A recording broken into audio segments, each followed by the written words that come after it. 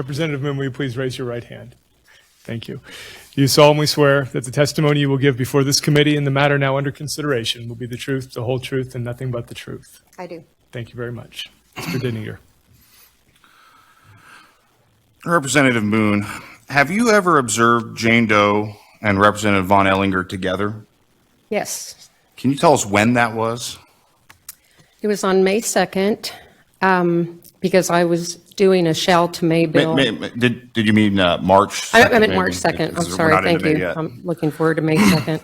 Anyway, so March 2nd. And I was going over my shall to may bill. That was kind of controversial that late afternoon.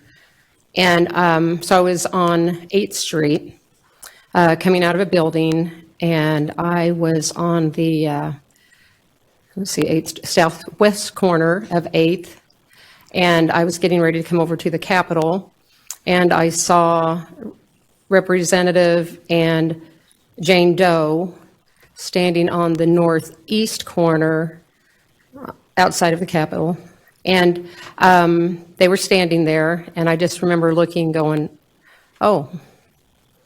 And then I proceeded to go eastbound and decided to go behind the post office, that side of it. And then I crossed the crosswalk right in front that would go down into the basement. And I thought I would just avoid interrupting whatever was going on. What did you think was going on? Well, I could see the representative's face. He was facing the corner, and she was facing him. And looks like she was excited to be there. Kind of some actions like this. And I guess I should give some context to it, is because I do observe people a lot. In my profession as a special ed director, social cues are really important. And I've been around college students, I've been around high school students, and I can tell when there's like flirting going on. And was the flirting one directional? Was it mutual? Can you tell us about that? Well, from my perspective, I could see from the back the action and, maybe a flip of a hair. And no, because the representative's pretty, I hate to say it, he's kind of stoic. He's not very expressionless, I guess. He's not big in expression. But I just saw him, and then I just came back. I just went the way I went. Okay, I appreciate that. Would you mind turning to the police report? That's Exhibit 6 of the second set. I didn't bring my glasses up, Counselor. Oh, I'm sorry. I didn't know I was going to need them, but I'm. that's okay. I can just read you Okay. One sentence out of it, and I would just like you to It's okay. tell us if this jives with what you observe. Oh, I'm sorry. I didn't think I needed it. Thank you, Carrie. Okay. Mr. Chairman, I'm not sure where he's going with this line of questioning, since she observed them on March 2nd, and he's reading a recount of what occurred on March 9th. Mr. Ehlinger. well, I believe it'll become clear with this next question. Please just give me a little bit of leeway here.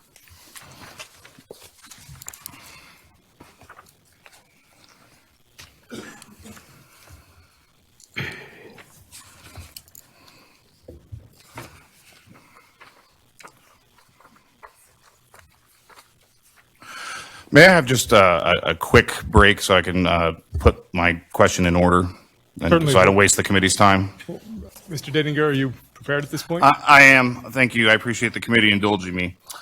Representative Moon, I was going to ask you to turn to the 7th page of the police report, if you have it there. That's, again, that is number 6 on our exhibits. I believe it's 4 of the committee's exhibits. Okay. Okay.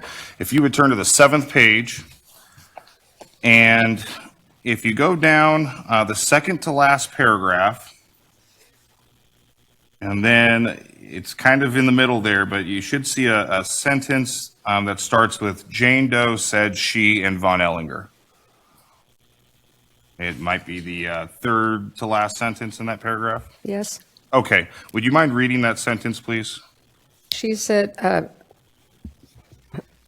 Jane Doe said she and Von Erlinger had a friendly relationship, but it had never been flirtatious, and she had never made advances toward him. Thank you. And just to clarify, can you please look up at the top of this report and read the date occurred? March 9th, 2021. Thank you. So that would have been 1 week after you had observed them, correct? Yes, Okay. So the statement here that the relationship had never been flirtatious and she had never made advances toward him, does that jive with your observation of them together on March 2nd? no, And why not? because it was a flirtatious action that I was observing.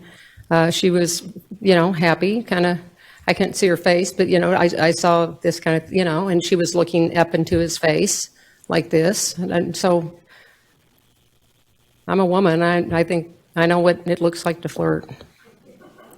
I understand that. I do.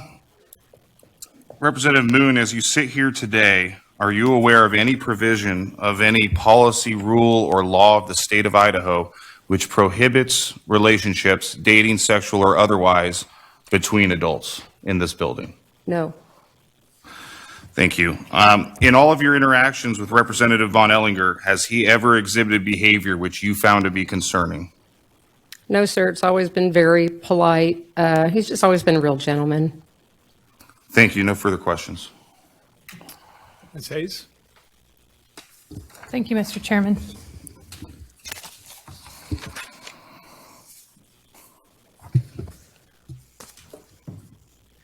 Representative Moon, in your estimation, how tall is Jane Doe? I don't know, 5'5", 5'6", maybe?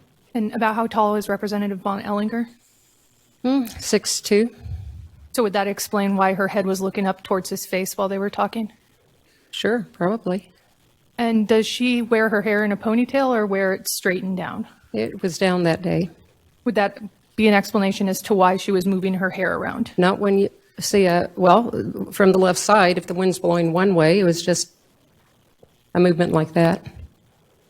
And you didn't see any expression on her face? No, because she was standing at the corner facing the Capitol, Have on you that taken- diagonal sidewalk. Have you taken any classes on flirting? Have I? Would you consider yourself an expert on flirting? I would consider my expert on social cues, yes. Okay. And again, I say that because I was a special ed director and I work on verbal and facial motions a lot, body language as well. As an elected official, do you think that there are certain lines that shouldn't be crossed? Sure. There's Do you probably think some it's lines. appropriate for an elected representative to have a sexual relationship with a 19-year-old unpaid intern?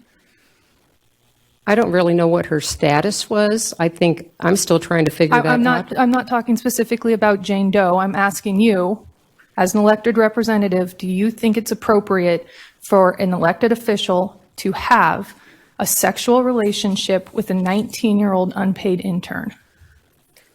I'm saying if you're a consenting adult, and they're both consenting adults, I guess it's no one's business. Would it be appropriate for a representative to have a sexual relationship with a page? Yes, because they're 18 and under, or at least the ones I have always been around. And those are high school students that are paid to help during the legislative session. Correct.